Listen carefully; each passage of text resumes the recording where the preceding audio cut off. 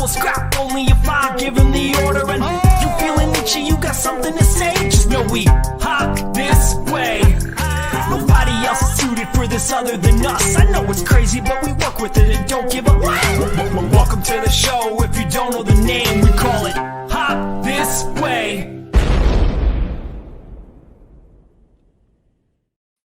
Welcome back, all our itchy onions from here and across the salt and across the pond. It is we, the Hop Way Show, the Hop This Way Show, if you will. And actually, currently, we're all in the same land. We're not across the salt right now. Hey, we're actually in the same spot.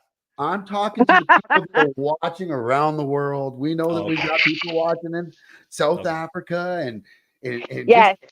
And just there, basically, South Africa, Canada, and the States. So we've got a couple continents covered. So, but it is us. We're back. It's me, Zeus, and along with me this week we have almost a full crew. We have the blades in her wallet herself, the assassin of our group, the one, the only, Miss Stephanie Young. How are you? With the Buttercup assist. Woo! Buttercup. How you doing, Buttercup? Blended into your shirt. Loving it. Yes, loving please.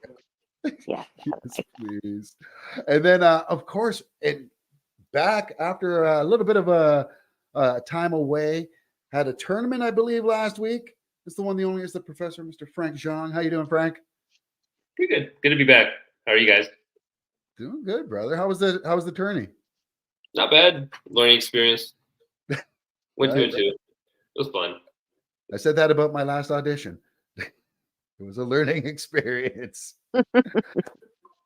And then, of course, we have the one, the only, the guy who has the best theme song, made the best theme song in all of podcasts, the one, the only, Mr. Money Matt Chua. How you doing, Chua America? I'm great. And you know what? I'm glad you said it. I didn't say none of that. Yo, man, I think that every single time I listen to that, I'm like, Matt, you just got serious skills, brother. Like, seriously, like that intro is, my kid will hate me for saying this, but it's fire. Like, that is absolute fucking fire. And feeling itchy, got something to say. Oh, like I'm jamming the whole time. I love it. And you know what? The only thing that's more fire than that is the guest that we have this week. Who's the guest that we have this week? Who is the guest that we have this week? I mean, it is none other than I think everyone's favorite addition to Warrior. That's right. Your friend and ours. Your favorite Hong, Chen Tang, is here. Welcome to the show. Yeah. Welcome back. Yay. Yeah. Yeah, see. Yeah. Wow, I didn't know that we could do that. Yes. I didn't know you could do that. Bomb. You like that? Yes. Oh, it's I love that. Yes. Yes. Oh, I love that you guys have the yes. phones. Oh, see that. I see you. What's up, guys? What's up? It's good to see you guys again. Oh, I love coming on here. Yeah. Hey, y'all's intro is, well, it's fire.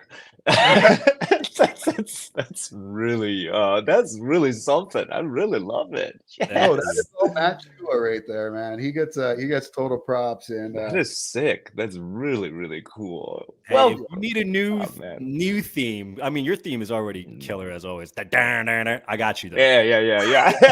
I did. I need a new theme. We're looking for a new theme. Give Money Matt a call there, and he'll get you all set up. Chen, how you doing though? It's been a while. Last time you were on with Perry, yes. But it's good to have you on. What have you been up to? Man, just too blessed to be stressed, man. Just my gratitude is my attitude. So everything's good. It's yeah. I mean, what can I say? Try to start every day with some gratitude, like a little bit of meditation. And I feel great. I have my coffee already. I'm good. Nice. So that's a big thing. So do you have that routine every day? Like you start off with meditation, then get a workout? Yes, I do. Yeah. No, I don't get a workout in. But how do you work it in and you look like this? Like, come on. Hey, that was a while ago. Hey, yeah. I Oh, Pretty cool. I do push-ups, and that's push-ups and pull-ups, and that's about it. I'm You're not lazy, telling man. I'm them. lazy. I'm not even gonna I'm not even gonna lie. Like really? I could be like, yes, I do this all the time. I'm like, nah, I'm quite lazy, and I kind of just I love sports. I love being athletic and all these things. So I guess that keeps it up. Keeps my body like decent, okay shape. And I just try to meditate. I've been doing it for years. I do Mm. this practice called transcendental meditation, TM. I don't know if anybody Mhm. knows what that What is. is that? Yeah, tell us about that. It's actually it's basically just a practice where you do it about you do it twice a day, 20 minutes each, and that's it. And you have a mantra, and you just keep repeating that mantra, and your brain just kind of gets into this zone. It's like a kind of a flow. Is it And guided or is it kind of like you just no, repeat that no, mantra? you just repeat that mantra, and what ends up happening is your brain just kind of naturally settles. It's Oh, kind of like a set it and forget it, because as long as you have your attention on something, you go into this flow. Mm. And it just feels like, you know, that feeling right before you fall asleep. It's like that Yeah. space between sleep and awake, like yeah. dreaming and awake, Okay. but you're still kind of aware. And it's really healing for your brain. So I'm that's just all I do, and it just kind of like gives you a nice, really nice dose of rest, and Ooh. keeps me really, really grounded. Yeah, it's just Now, do I you just do give that. yourself the mantra or is one given to you? One was given to me. Okay. And I mean, you can give yourself a mantra. I'm not sure. They just gave me one. I Oh, went to okay. this transcendental meditation center where they teach you just some basics, and then they give you a mantra, and from then on out, I've been doing it for Mm. years, like Hey. 6, 7 years now. I need to do that. I need to How'd do you get that. started? Oh, and there's a Hey, Becca! Hey, Hey! hello! Oh my gosh! Hello. Oh wow! Oh, Long time no see. How are you? yeah, miss you. I'm fine, and you? I was hearing you about transcendental meditation. You Yeah, yeah. were explaining. That's it. That's it. yeah, found it online there. Yeah. So this is something though that sounds like it's absolutely changed your life. How did you pick this up? Well, I've been meditating for like 15 years. Okay. Like, like off and on. And it doesn't really matter. Like to me, I'm not like a very foo-foo-y spiritual, like, Hmm. you have to do this with this crystal kind of thing. Not that there's anything wrong with that, right? But I just believe that as long as you have any kind of practice, anything can be meditation. I don't care what it is. I just happen to like to just sit here on my couch and kind of like get my brain to just relax, because that's the craziest thing. One of the things that I feel is, first off, your brain is naturally meant to be in a relaxed state. Yeah. We just have too much stress in our modern society that makes that more difficult, but it's not that's not what it's supposed to naturally be at. So for me, as long as I can keep my brain in a relaxed state, um not too much going on in it, it that's where it's naturally supposed to be. Right. And it's, for me, that keeps me healthy, because my mind is healthy, and your body's kind of starts to be healthy too. It just kind of takes your body kind of takes care of a lot of things. So that's just what I believe. And it's just kind of a practice that keeps my day going. Well, but talk. Hello, Derek. Hey, Derek. Yep. Oh, What I could see talking to Chen face to face is that he's very aware of, life, living, and very present in the moment. And Yeah. probably because of this long time meditation practice that you have, when you silence your mind of lots of interferences, you can see the things clearly, like when you trying to observe yourself from the outside, like you were someone else, like that thoughts weren't yours. You can see that many of things that we think is like echo of things that you hear or you see. Is not actually your original thinking. So when you watch yourself from the outside, you can actually observe why you are, I mean, naturally, as you said, not with too many bias or other Yeah. people's opinions. It's very interesting. Yeah, I've always like people often say that they're like you're like really present. Like I'm like okay. And this is actually why I was saying before the show started, I've Yeah, made the decision to go to a dumb phone. I bought a flip phone.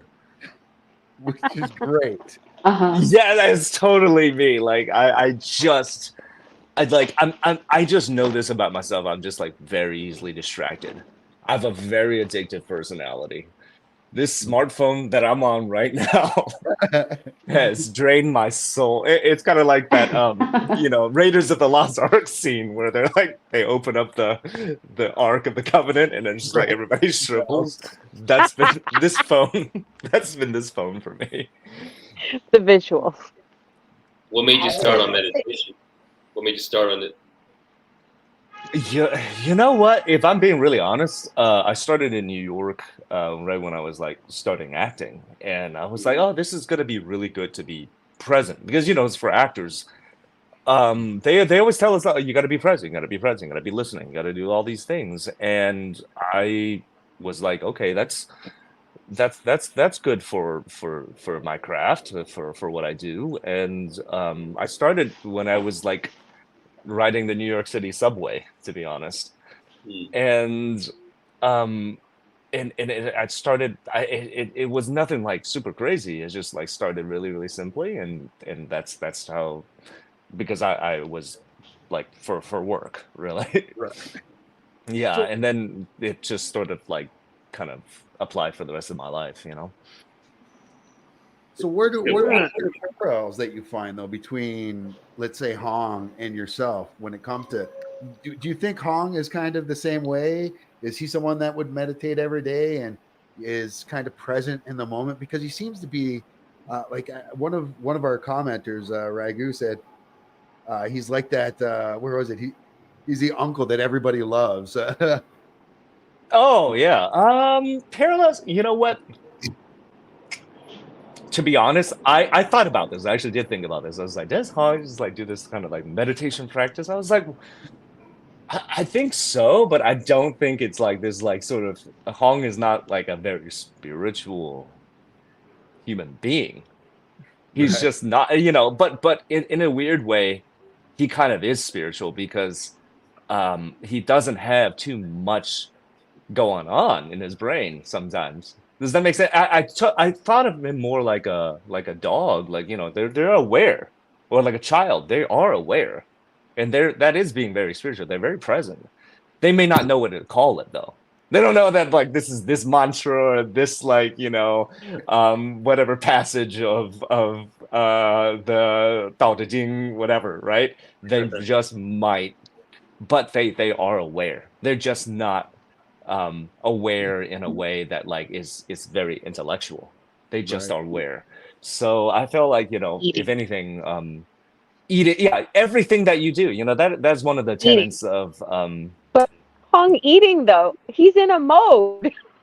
He's in yeah, a but mode. that's one of the things. It's like one of the tenets of spirituality, especially like something like Buddhism, uh, is that everything that you do eventually becomes meditation because you're just that present. That's called nirvana, right? And really, it's like if you're eating, you're just eating. You're only eating. If you're talking to someone, we're doing this like show. That's all that's on my mind. and that you could be taking a crap or fighting, as long as you're there, it's like where you are is perfect.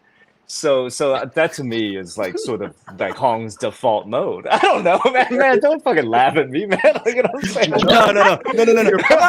I'm not laughing at you at all. I'm literally thinking like, damn, I've been shitting all wrong, man. Like I'm just not there. I'm just on my phone just all the time. Like I'm not doing it right. I'm not. You gotta feel it all. I'm not laughing at you. I'm just like, man, I am just not there when I'm. So, with me now, I'm the guy that before even we had cell phones, I was the guy that I remember. Steph, you probably remember magazine racks in the bathroom. Oh, like yes. Parents would have there'd be my grandmother's People magazines, my grandfather's House and Garden or whatever it was, Guns and Ammo, and then I'd have a stack of comic books in there. So no matter what, my meditation wouldn't be getting done in there. I was going to be like, where is this story going? All right. See, I have to say, number one, I think your meditation also helps you pick up periphery, though. So you actually threw out all these other language skills when we were in Cape Town. So, your ability to absorb and, be aware of your surroundings and individuals, that was not missed. And so I think, some of that, do you think some of that comes into play? The fact that you're able to be present, you're able to, pretty much clear the mind. Does that make you able to focus on things like that, but more like language and absorbing and being able to put into practice? Because I was very impressed with your language skills. Oh, thanks. Yeah, it for me, well, number one, I love learning languages. But I also really like listening, because it does help me a lot with just I listen really well, and I love to talk, but I also love to listen, and in many ways, especially with languages, you can really, I almost try to listen like a child, like a baby. Because they really just repeat the word. They're like, wow, your pronunciation is really good. Or Becca, Stephanie, when you guys were in Cape Town, I don't know if you guys know this, but I picked up some Xhosa, the South African language. So isi Xhosa with the clicks, and they're always super surprised that, wow, Chen, I'm surprised you pick up the clicks so easily, something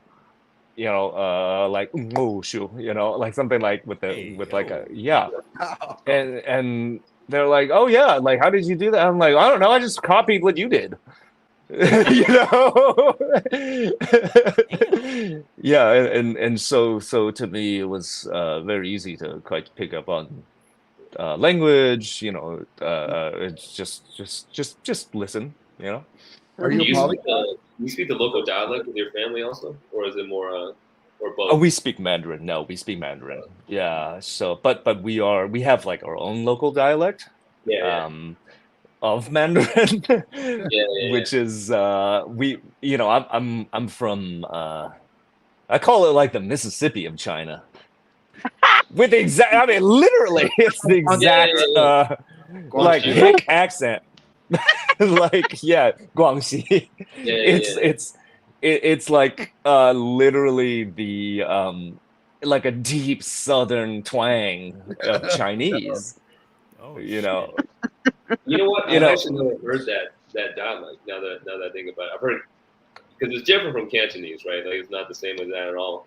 It's not. It's just it's kind of like a southern accent. And I mean, I could say something if you want. Please. Okay, give us some examples because Zeus has been studying Mandarin. I'll say that because then people always try to test me on my shit, and I'm only good when I'm typing it on Duolingo. I'm great on Duolingo, but when I have to speak it with other people, I insult people all the time, and I don't want to do that. Okay, so if I said something in Mandarin, I speak. The translation would be I speak Liuzhou dialect or Liuzhou dialect, which in Mandarin it would be 我说柳州话. But in our dialect we would say 我讲柳州话. I get it. I got it. 我讲柳州话. Yeah, sounds really kind of like, yeah. So it's so fucking cool. we literally, it's kind of like they kind of got that like southernness. It just feels like, I mean, I'm from the mountains of Guangxi. Yeah, like we're from like villages. Your parents you were born in Japan. Your parents are from Guangxi, but moved to Japan, and then you were born there. How long did you live in Japan before you moved back? And well, I was born there. So I was just a baby. I only lived there for a year, but they lived there for 7 years. The long story short, after the revolution, they were the first generation in 1979 to actually go to college when the country decided to open the colleges back up. Because for 2 decades, they just were closed. Yeah.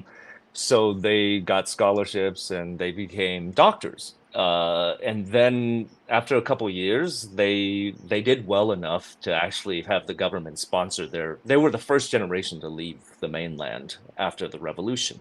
Oh, come on. So they were sent to Japan, and they lived there for about 6-7 years. And both my parents, they speak fluent Japanese too. So that actually was my first language, and to bring it all back full circle, Stephanie, that's probably why I'm really interested in languages, is because I grew up hearing all these different languages all the time. So it's fascinating to me. Yeah, a regular polyglot. Yeah, hopefully, yeah. Well, how many languages do you speak? How many do you speak? Fluently, Mandarin Chinese is my mother tongue. English, obviously. I used to speak pretty good Spanish, but now it's like pretty out of practice. But so I can't really say it's fluent anymore. But before, yeah, I'm definitely conversational. Awesome. But you spoke pretty well Spanish on that Netflix. Commercial from Latin America. yeah. I was surprised. I was like, well, I didn't know he spoke in Spanish.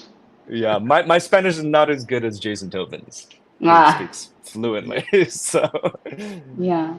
He Yeah. lived in Argentina. Yes. Simon. Hello, Simon. Oh, the bombshell blurred Matt's nemesis. Happy Sunday. Hello. Happy Sunday. Yes. Hi, guys. Hey, hiya. We can work with crazy. Work with crazy. My sister has binge watched and rewatched the series more than anyone I know. Hey, Robert. Oh, really? Mm-hmm. There's joy there. Yep. Thank you so much. Thank you so much. And our number one fan, I shouldn't say, we can't pick favorites, but Derek says, question for Chen. 1, did anyone in the business encourage him to adapt a more Americanized name? And 2, when season 4 happens, what's Hong up to? Well, number 1, nobody has ever told me to adopt a more Americanized name. Luckily, that's like when I first started, I was like, man, should I just, because it's Chen Tang is not my full name. I mean, it's Chen Ying Tang, and it's Chen Ying. But I was like, well, Chen, everybody just called me Chen, so I just went with Chen. It's easy. And even my manager in New York, when I first started, they were like, I really like your name. It's nice. So why don't you just do that? And so I definitely came in. I'm of the generation now of where diversity is more accepted.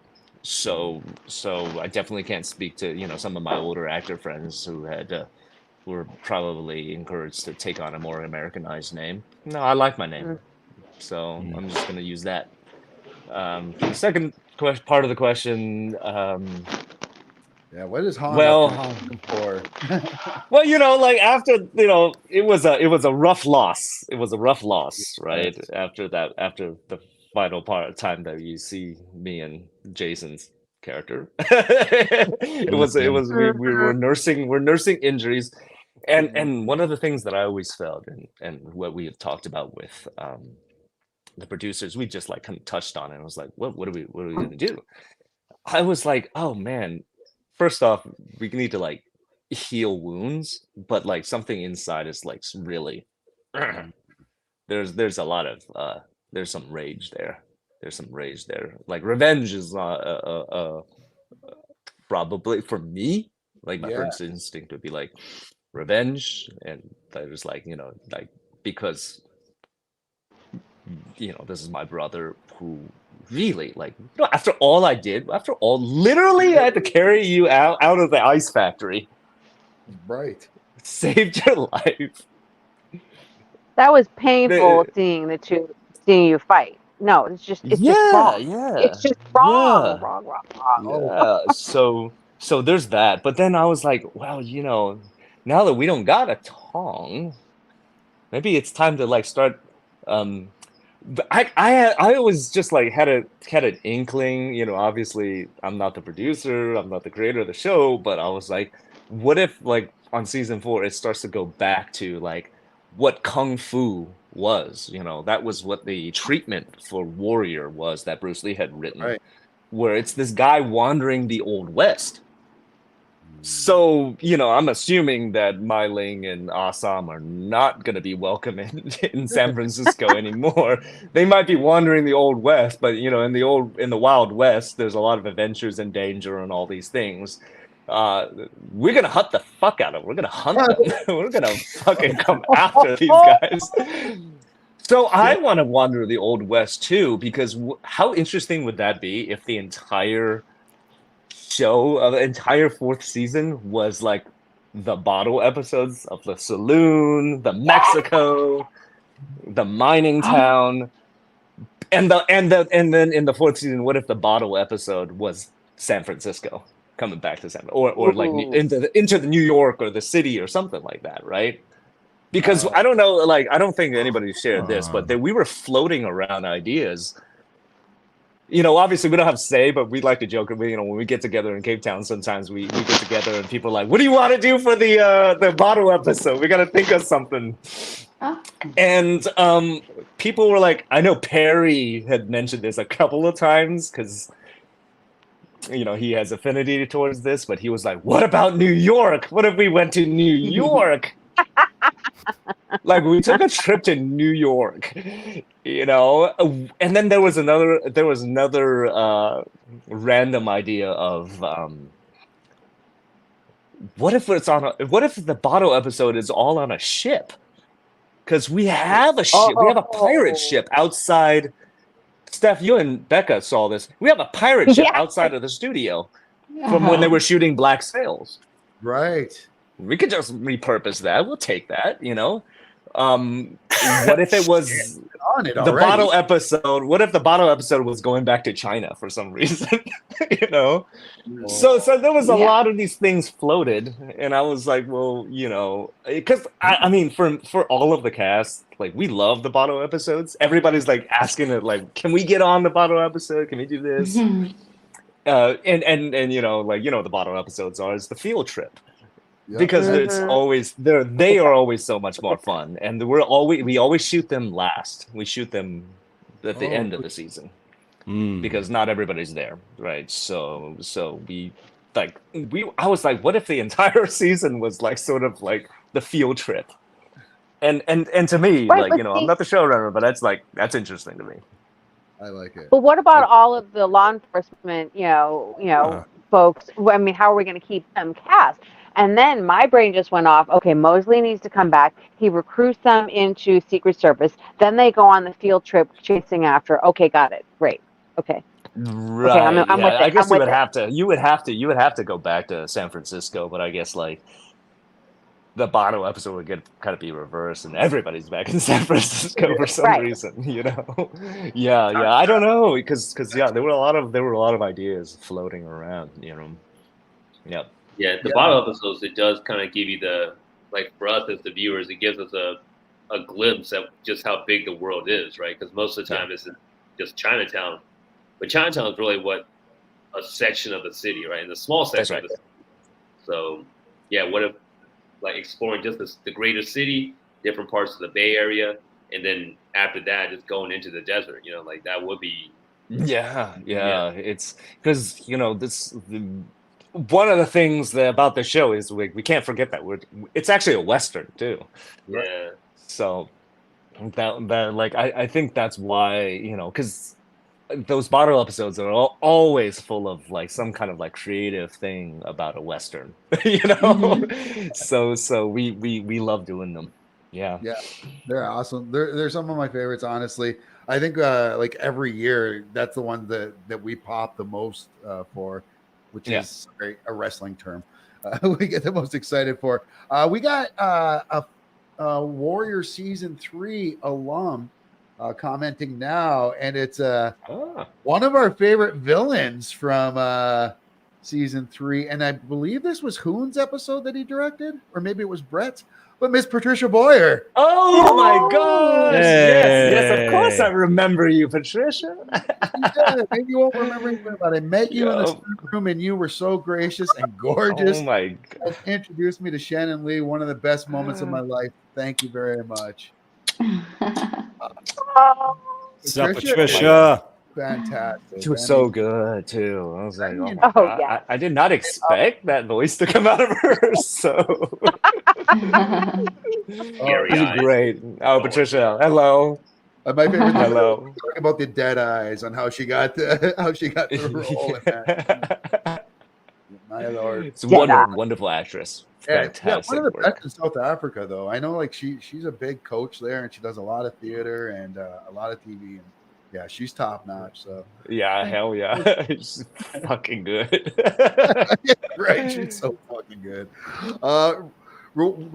Derek Chin says regarding wandering the country with the hop way on their tail, great idea. Agreed.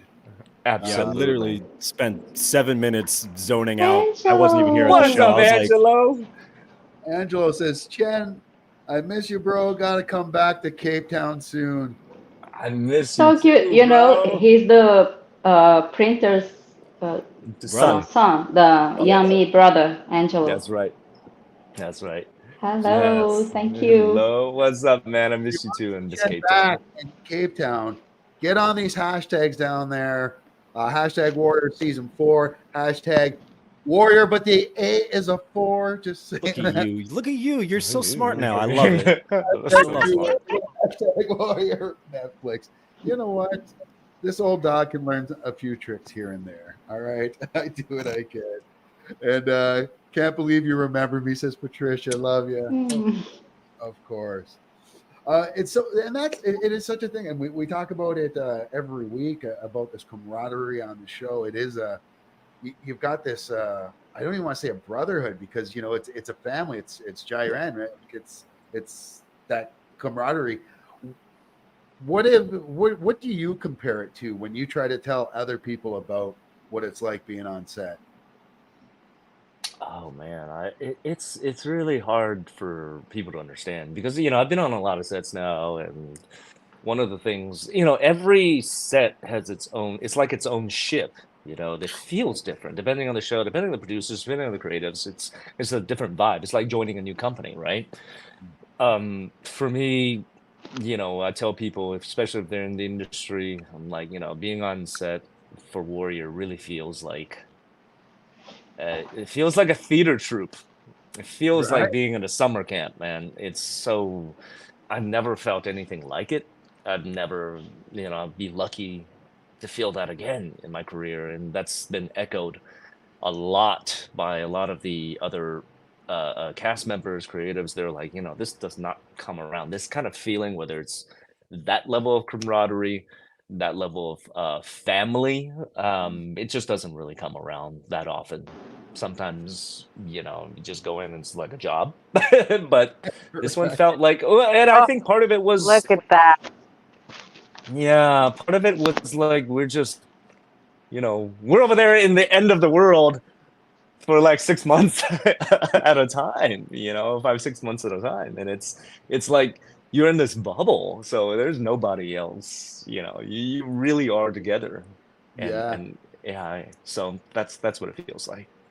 And we've talked to so many of the other castmates about that theater feel. Like it seems like there are so many theater people that are a part of this cast, and then this is the one thing I've never asked anyone though. On the production side, is that the same? Is there a lot of the production side that's a lot of theater people? Because normally, I mean, TV production's only done TV. They don't really do theater. To have that feeling and that everyone seems to agree on it, does it go that far? Not from my experience. I don't know, to be honest. But I think, but it's just the morale, the camaraderie. It extends to the crew, the cast. You know, it just feels like a family because and I really think it's because we're there abroad, and so we only have ourselves to sort of like be in this little bubble, right? And so even down to we remember the extras. We remember the extras. They remember us. And Steph, you and Becca, when you came down, you guys saw that. It was literally like it's just like a big family environment every time we're on set, and especially a lot of the Chinatown extras, like they came back specifically requested to come back for the third season after the second season because people remember us, and we remember them. They're amazing. Yeah, I still see them. And I say like, hey, what's up? RCR says, so if Netflix doesn't pick us up, when are we starting crowdfunding the movie? Yeah, A24, please. Yeah, like it's crazy because like for me, I would love. I mean, it's just we're so close to the finish line, right? It's almost there, and there's just some things to tie up, but heck, I'll take a movie or two, anything to finish this, Right. I always love to tell people it's we want the community service. We want 6 movies or 6 seasons in a movie. Let's hey, I don't know if my body can take that many more seasons, Wait, 5 that many seasons. That's what Koji was talking about. He was like, yo, like, he was like, hey, mate, I don't know if I might only have one more season left in me because he's injured. he's hurt. When we came back, we had to like see like, hey, guys, our bodies are getting older. Like it's like you all of a sudden cannot kick quite as high anymore. I don't know if I don't know if any of the other casts has talked about this, but I'll talk about it. Is through the season, so we're talking about like about 5 months, almost 6 months, including pre-production, like every single thing we're constantly thinking of like how can we minimize the chance of injury, right? At least for me, especially that's a big thing on like because with the stunts, we're staying in shape, we're doing recovery, doing all these things, and a big part of that is like because like just like athletes, you've got to minimize your chances of injury, because as soon as if you go down, we're gonna have a problem. Yeah, because all the time, and then you train to do that, and you train to do all these things because like that is a real danger, a real risk here for the actors, because unlike a lot of the other shows that have a lot of stunts, we do most of our own stunts. And so if you're going to do it again and again and again, especially with someone like Andrew Koji, he's just like, okay, that's a real risk, right? So we're constantly training to avoid injury. That's a thing. Yeah, and that's good that you bring that up. That's nothing that I think fans ever think of, especially on a show of this magnitude. It's martial arts and high intensity martial arts, week in and week out, and even though it's staged, it's like fight choreography. I mean, like these moves that you're doing, they are real, right? And then like you just don't hit them, or you have to cheat it for the camera, all these things.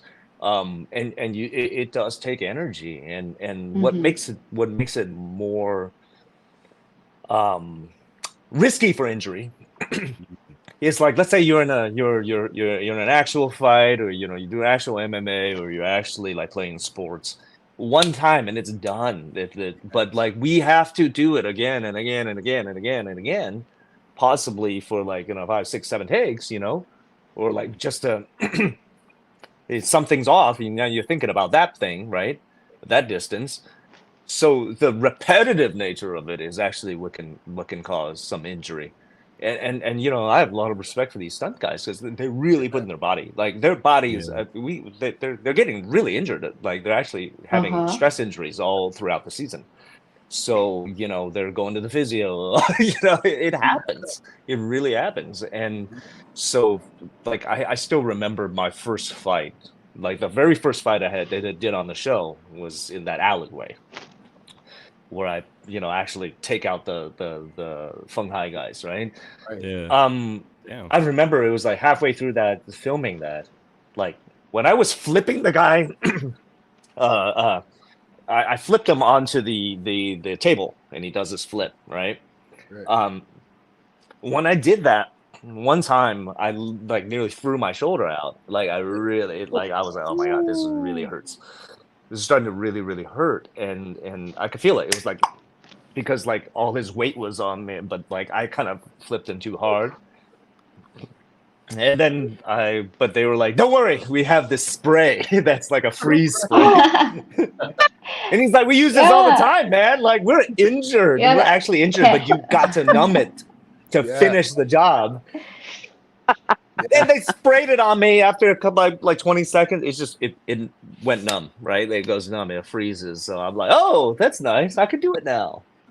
Recover later. One of the stunts made that company to sell these sprays, right? Camel Hills, something. I think so, yeah. But it's just because they're like, yeah, and then JJ, who was one of our stunt guys, the first and second seasons, he was like, oh yeah, I use it all the time. Keep it in my bag. Like my knees hurt all day long. I just like you to spray it out. You spray it, and then you can do the job. Hey. So yeah, it's I need that, you know, because like once you finish the shoot, then you can go recover. Because you know you might have another fight for another 2-3 weeks, something like that. So would you say naturally, for everybody's like peak performance, would you say like maybe 1, possibly 2 more seasons to kind of make it like the peak, you know, viewing pleasure that we all have before it kind of starts degrading in quality? And not because like anything bad, it's just because like of everybody's bodies and physically. No, you know what? I would say this, like, I think like the show had always been intended to do a lot of like 4 to 5 seasons. That was it, because like, you know, it's actually heading towards this Chinese Exclusion Act, right?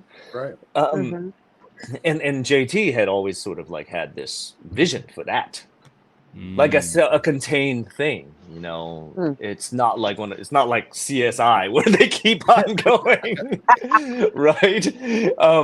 So I would actually say even it's just like 1 more season, it could like it's actually going to be finished, right? Maybe 1.5, I don't know, something like that. But anything more than that, I mean, like, because there's an endpoint here in history of the Chinese Exclusion Act.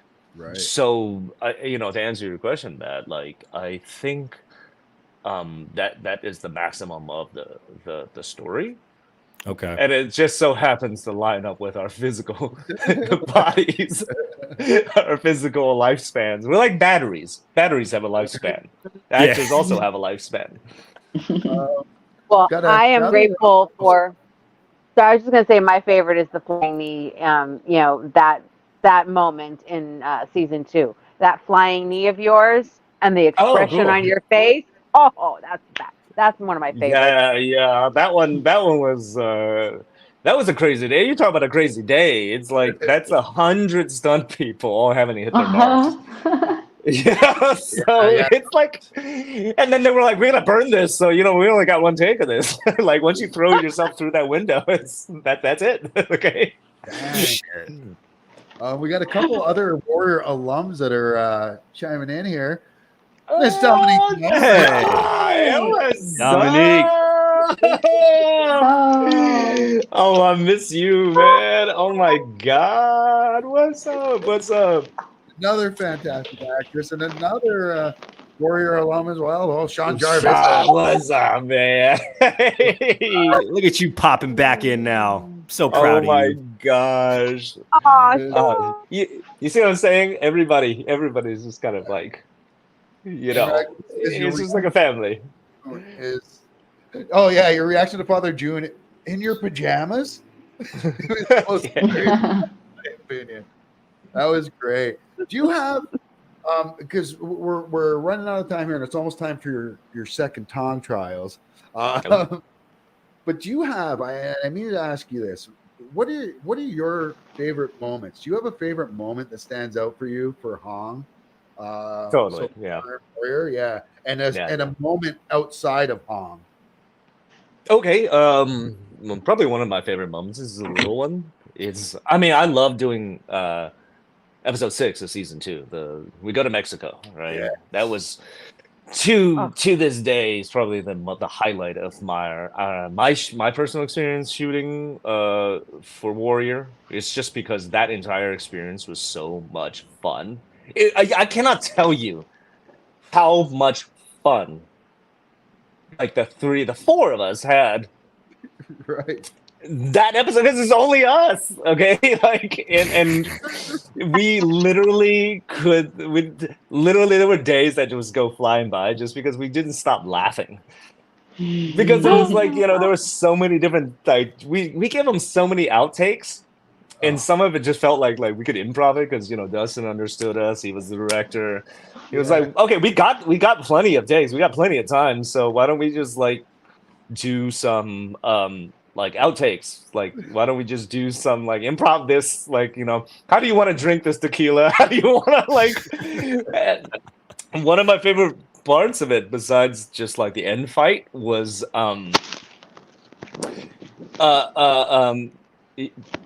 Rooker was having this very long speech, right at the beginning when he's like, the guns are like whatever about the fists are what warriors should have, and he's like, welcome to Rooker's Mill. I remember like that we did that all in like one very long take, where like they brought out all the band and they're like playing, the mariachi music, and then they brought out the food, and we're all just like watching him, and everybody's like enjoying themselves listening to him. Like one of the moments that I had was just like, imagine it's like for somebody like for my characters, like Hong everything is new. Yeah. So literally you're going to this alien world and everything is new. Every flavor, every sound, every smell, every like thing that's around, the way that people look, the way they speak is all new. So for me, like that moment of just being there was like, there is literally too much information. There's like too many things to play as an actor. Yeah. And I remember I was like joking around with the guys, and they're all like, he's giving this speech, and I was like, I have the easiest job in the world because my character doesn't understand what the hell he's saying. I don't need to do anything. I'm just like literally eating a chip, and I'm just like, this is great, and everybody's clapping. Oh, I should clap too, But it was those little details that I remember. The 3 of us, me, Jason, and Koji were like, just like every little detail is a moment. As an actor, that's highly creative. Every little detail is a moment that you can like kind of latch on to, you can play, including like, how this chip tastes. It's something interesting. You can just do something so interesting like that. And that's, to me, like, for me, it's very creative as an actor when you start doing that detail work, right? Is it on that episode where Hong takes the boots from some guys? Yes. Yeah. Please tell me they let you keep the boots. It's still in our costume rack, but I'm gonna definitely keep that. Yes. And what about the photo that you took with that boots? Those boots was, I think, Lonnie's idea to make a remake of some film poster. That was Dustin's idea To remake. Yeah, he was the director. There's a movie called Giant. I don't know if you've All seen. It's a right. classic movie, right? With James Dean, and it really is like where he's just like sitting like that with his Yeah. feet up, and yeah, So it cool. was just super creative that whole process. So for me, it was like whenever like whenever I'm being creative, I'm in my like flow state. So and then to answer the second part of your question, outside of Hong, my favorite moment. Um, Honestly, it would probably have to be just being able to go around to safari. I went on safari because you're in Africa. I finally got to go on safari this last season, so that was life Amazing. changing. Yes. Oh, that's so great. Well, listen, you're about to have your next life changing moment because yes, you got into our Tong the first time, but you did have Perry there with you. So I mean, you had a little bit of clout with you. So now you got to get yourself rebranded in, if you will. And for that, we have to bring in our own little executioner, if you will, our own Tong trial master, Matt Chua, for this. Are you ready for this, Chen? No, but it doesn't matter. You have to do it anyway. And we didn't even talk about Marcel. We have to come back again. You have to come back again. Yeah. We could just do it together. Oh yeah, I just roped him in just now. You know what? Yes, that would be awesome. Great thing to say about you, anyways. When we had him on already, so yeah, it'd be great. Yeah, love him to death. We're gonna let Matt give you the little rundown on how this is gonna go. Cool.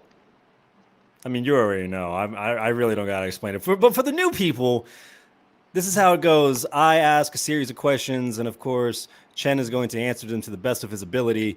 And by the end of it all, we are going to determine if he is still in or he's done, and we kick his ass out. But so far, nothing has happened like that. We're going to see. I think Chen will be fine. He'll be completely okay. So I ask this once again, Chen, are you ready to endure the Tong trials again? Lay it on me. Okay. Perfect. Go. Question number 1. If you had a time machine, would you revisit your past or see your future, and why? The future, for sure. Ooh. Yeah. I already know what's happened in the past. That's why. All right. I like it. There haven't been a lot of future ones, but you're like, fuck it, future. I like it. Really? People like the past. A lot of people have said the past, they want to like use it to kind of change their thought process or see how they fucked it up and all that stuff. So it's kind of like a reflection. I look to the future. I know what happened in the past. I respect it. Question 2. Name a cartoon, a show, or movie they should never do a reboot or remake of. Like, what is something that was made priceless as is, they should never touch again? Dude, like a live action Simpsons would be disgusting. Like, what the hell are you going to do? This is true. This is true. Race are they? What? How? When? Yeah. What race are they, though? I don't Yellow know. is supposed to be yellow. white. Yellow is supposed to be white. Yellow is white. So I think they'd be white. Yeah. They'd be white. Probably. They'd be white. Yeah. All right, then. I've never touched that show. Never touched that show. It raised me. There you go. Never touch it. I love it. I love the answer. Question 3, and this has been the most popular one of this particular Tong trial. Name a hidden talent of yours that would surprise people. Ooh. I'm not super talented, but I would say I probably make some of the best cocktails that you ever had. Ooh. I was a bartender for about 8 years, and was really well trained, and they really like all that mixology stuff that they started in New York with. Yeah. What Okay, was so they- I gotta ask Sexy. then, what is the drink that you just fucking Mm. demolished that you think nobody's gonna touch you in making? Okay, I got one. This was a made up one. Okay. So it would be, it would be, you take rum, like really strong rum. Dark or There's a- light? Light. There's a wonderful brand Jamaican rum called Ray and Nephew. Okay. It's about like 60% alcohol. It's very strong. Okay. Take 2 parts of that, 1 part triple sec, 1 part sake. Oh, Oh. All right. Okay. 1 part lime, 2 parts pineapple. Mm. Ooh. And then this happens. And then balloons happen. Okay. And balloons happen. Give it a good shake, put it over ice. It's delicious. Ooh. Mm. I like Crazy. this. It's Now- Yeah, yeah. drink. Let's Now the go. key, lime juice or fresh squeezed lime juice? Fresh squeezed. Okay. Squeezed. Yeah, That fresh makes squeezed. all the difference. And but pineapple juice, it just doesn't really matter. Just doesn't matter. Yeah. yeah. Oh, I like that. This I'm So gonna have to try 2, that. 1, 1, 1, 2. Frank, after the seminar, that's what the fuck we're drinking. Yeah. That Give all it right, a good shake. we'll make it, and then we'll give you the Record it and we'll put it up. the good Yeah. or bad of it. Don't you need to don't use Bacardi, don't use that other shitty kind of rum, you know, like Yeah, you gotta yeah. use like really strong traditional rum, which is like they call it like pot still rum. Okay. But Ray and Nephew, you can get it at really any like good liquor store. WRAY, Ray and Nephew. And it's cheap too. It's like $20 for a liter. We will give you video feedback on the app. Yeah, we'll just send you the shit as just how it turns out. We're just Yeah, like, yeah, oh, yeah, Chad, yeah. this is fucking incredible. Oh my god. Yeah, give it a try. Sake too. But you know that cheap sake that you can buy? Use Yeah. that one. All right, fine, fuck it. I'm cool with this. Next question. Finish this sentence. Never have I ever blank. Oh, never have I ever skydived. Ooh, Hmm. okay. I'd love to though. I'm scared. I am scared. I fear. I fear things. Heights or Yeah. just the parachute thing? It's the, No, the anything sun- scary. Yeah. Oh, No. I'm just scared. Like ever since I was a small child, my grandmother really said like, "你没有胆子." Literally, in Chinese, man. that means you got no I'm not guts. supposed to say that. No, you got no guts. You know, I'm an easily scared child. I'm an easily scared human being, but man. I have courage. I will do it. I would just be like crapping my pants all the way down. What was I it? feel Male that. what? You'll have to. 没有胆子. Literally, you got no guts. You got no guts, man. Hi, grandmother. Yeah. Say you know. it. Dude, say it. Yo, my Adanza. 没 You 有 just- 胆子. Oh, Meo Danza. Leo Danza. Meo 胆 Danza. 子. There you go. Danza. Ni Meo Danza. I like to mess with Yeah. Zeus. Like when he says stuff, I just tell him that he said something that he didn't actually say. I know. I don't. I keep messaging You're Frank. not I'm like, really helping him learn this language. fucking with me. I'm like, fuck, I don't care. I'm paying like some girl on IATSE app or something $13 to teach me lessons. Italki. Okay, I talk it. Yeah, it's great. shameless plug. Next question. We don't even get paid for it. I know it's shameless free promotion. There you go. Next question. What do you consider the best meal of the day between breakfast, lunch, and dinner? Breakfast, 100%. Fuck Breakfast. yes! Breakfast. Fuck yeah, man. Yes. It's like so satisfying because you literally are like Yes! hungry. Yeah. Yes. Yes. Okay.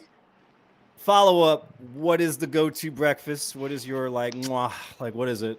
What I would mwah, or just my go-to, because my go-to is give kind me- of boring, but my So is mwah. mine. All right, fine. So mine's too. So give me the mwah. Give me the mwah. Like, you ever have like really authentic and good chilaquiles?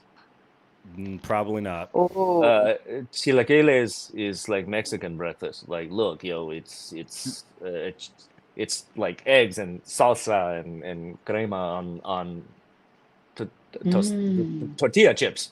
It's delicious.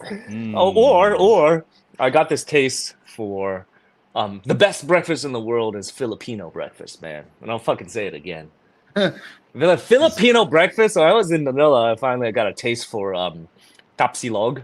The it's just eggs and like their beef, like, and then they also give you a mound of rice, and it's Filipino rice. It's garlic fried rice. So you mix it all together with some. Yeah.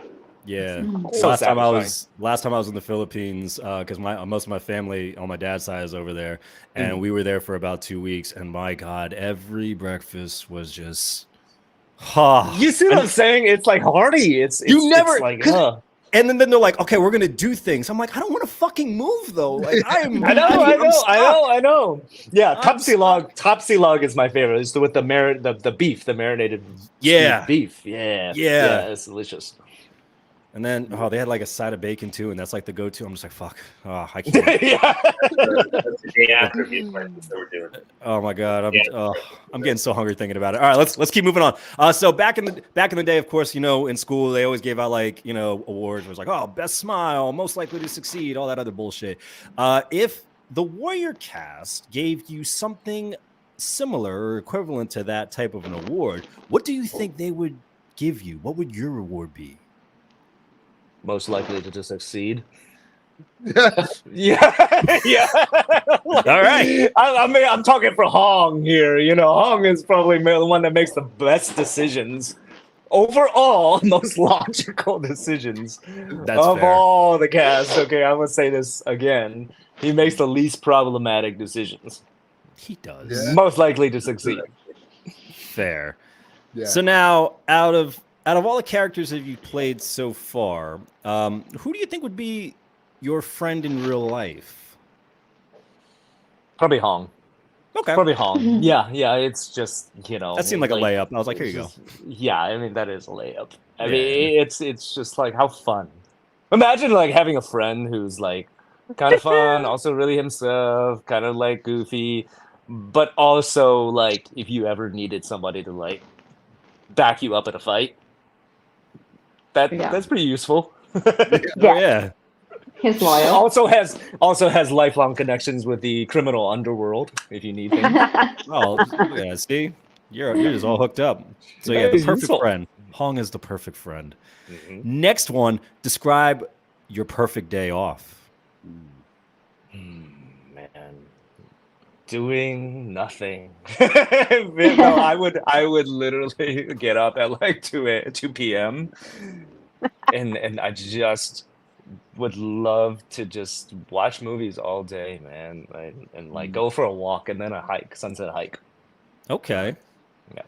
Well, hike is not doing nothing. Doing nothing is an art. Mm-hmm. You know what? And doing nothing takes a lot of time. Doing nothing. It's healing. It's meditation. It's meditation, guys. Yes, man. Next one. very true. Next one. So, say we're all out for karaoke and all that fun little shit. What would be the song that you would choose to kind of, give the performance of a lifetime for? What song you picking? Bonus points if you do a little rendition of it. Any way you want it, that's the way you need it. Any way you want it.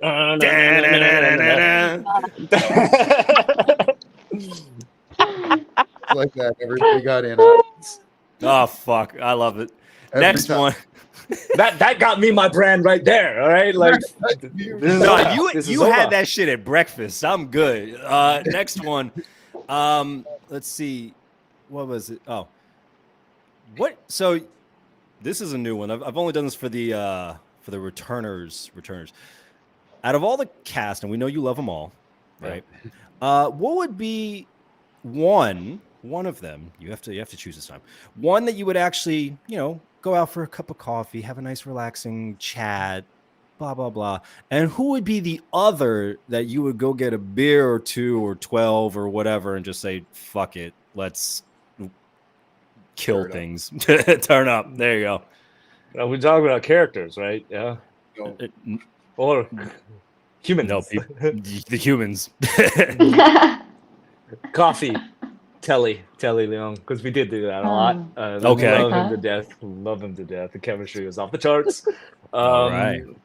And Dustin, man, Dustin, like we were little trivia. We were the only people on the cast, the international cast, that actually lived downtown in Cape Town. Our first season. So we were literally, we're the only ones because it gets a little gnarly down there. Right? And but I guess I got lost walking there. Yeah, you guys knew it was a little gnarly, and so it was always every single night for that first season, almost every other night. It was like, hey, what are we eating? What are we gonna go eat? Let's go hang out. So we'd like have drinks and gin, and yeah, it was my favorite time. Isn't that where Bisbing got jumped? Didn't he get jumped outside his hotel in Cape Town, like downtown? Yes, Dustin did too. Yes. No, they didn't get jumped. I mean, like it was like more of an altercation. Oh, see, allegedly, we'll say allegedly. Yeah. Allegedly. I don't want to make no. Yeah, allegedly these things happened. Yeah, I changed Airbnb halfway through my trip. I was over at City Center. It gets gnarly over there. But the people are cool. The people, it's a really great time downtown. Yeah, it's a really great time. I had head on a swivel. But all the rest of them, they were like, "You're crazy. You two are crazy. Why are you guys down there?" Becca's like, I'm out. She's like, I'm out. And finally, Chen, you are at the very end. The last Tong trials, you said that the theme song that you would have every time you entered into a room would obviously be Hong's theme. Has that changed, or is that still going to be the theme song every time you enter a room? What if it's like, why can't we be friends? Why can't we be friends? Why can't we be friends? Hey, that's your choice. So, all right. Why can't we be friends? That's the new one. Well, that concludes it for me. So, Tong, it's that time where we judge him and we decide if he still stays or he goes.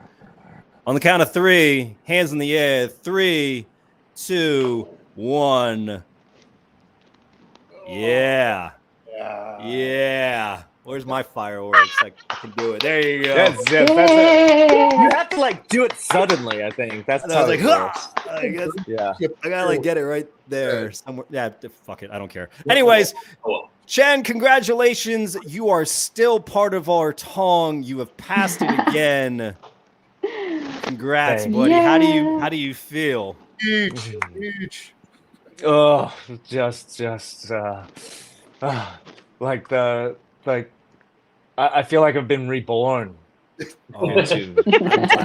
know what? A lot of people have felt where you have been. So this is perfectly normal. Just have your drink. Yes.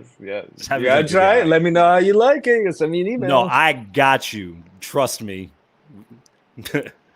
Well, when do I get my truck?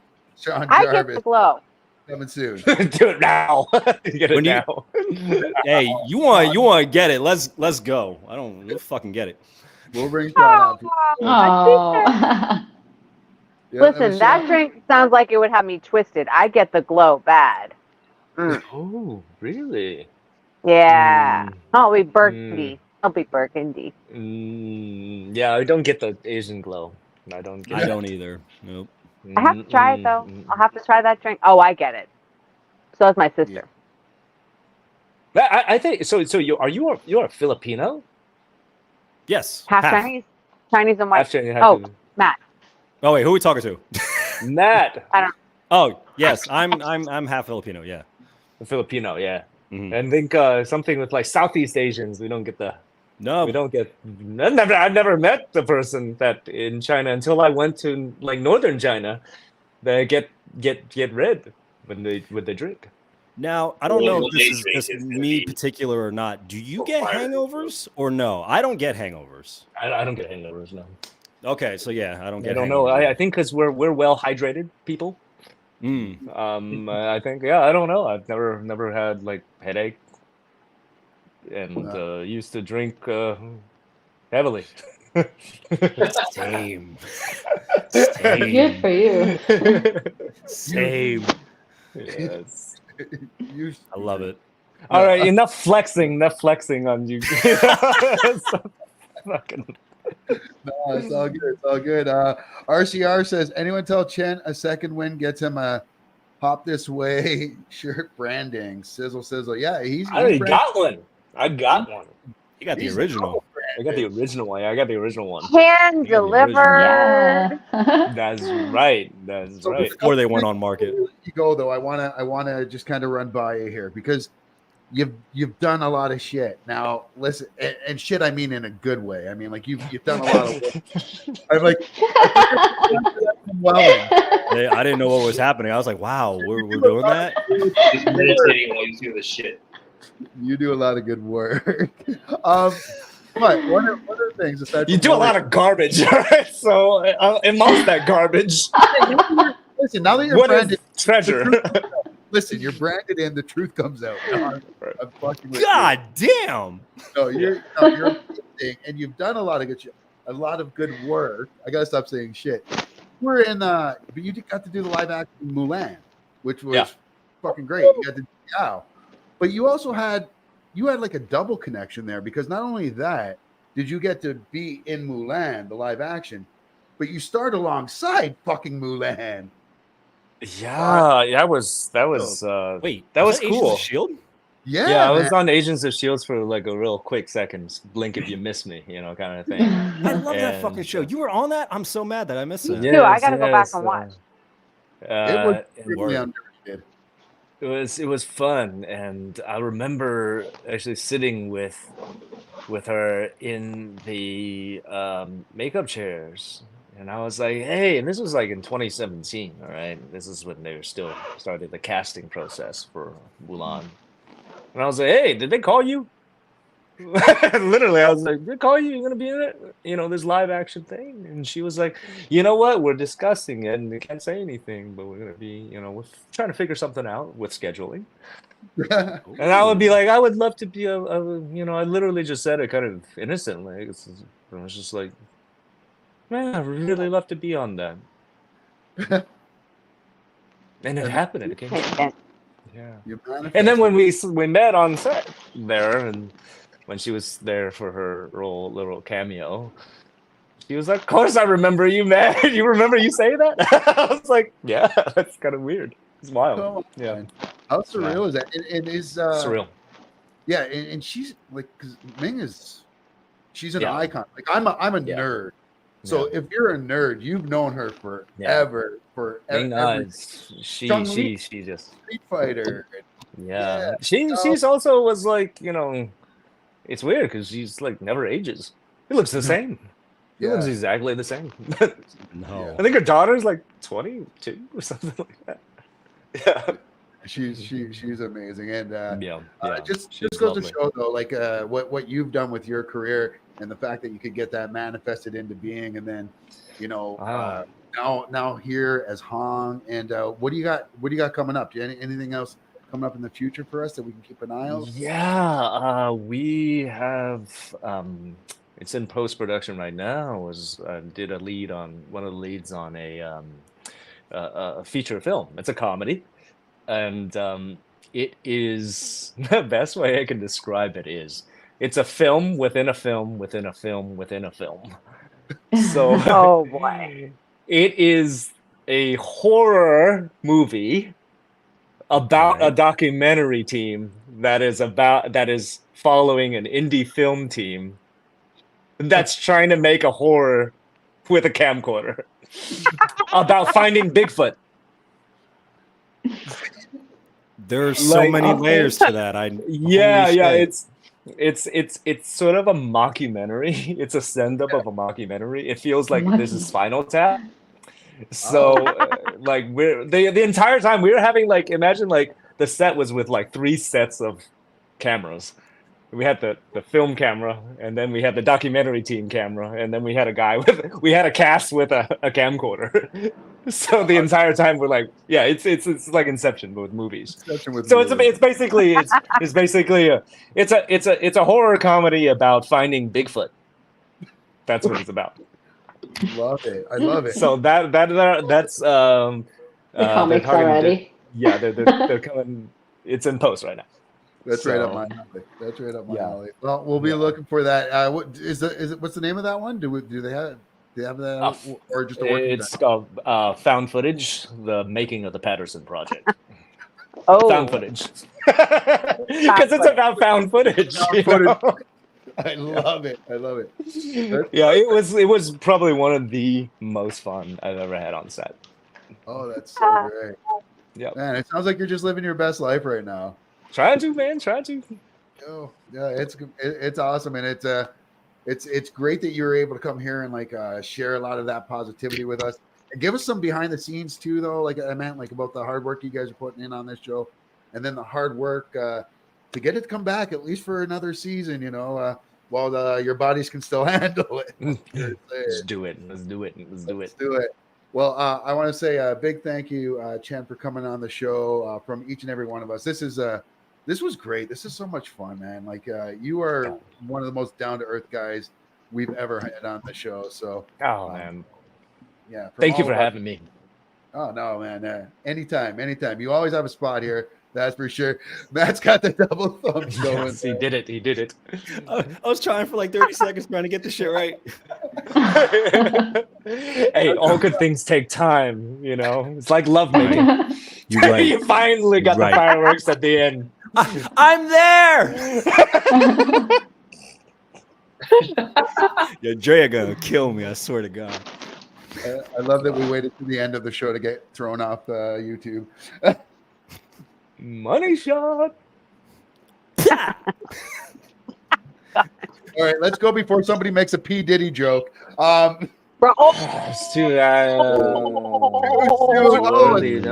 That's gonna age poorly. Let's cut that part out. I'm not. I've never. No. His name is Zeus, and only he said it. So yeah. To the executives you see the 5? I am not involved in this whatsoever. I do not condone such. Do not condone such things. And I don't. I had my head down, as you clearly saw. So. I just saw a link and clicked on it. So. Oh, thank you guys very, very much for having me. It's always a pleasure. And do you know how we leave the show? Have you ever you seen how we do our little lean to the right? This is new. Okay, so this is new. We incorporated it. It's fine. Okay, so what do I do? So we're gonna just go like to the this? right. Yeah. We're gonna back to the left, and we're gonna go 3, 2, 1. Let's Let's get sticky. It's sticky. Yeah. Everybody.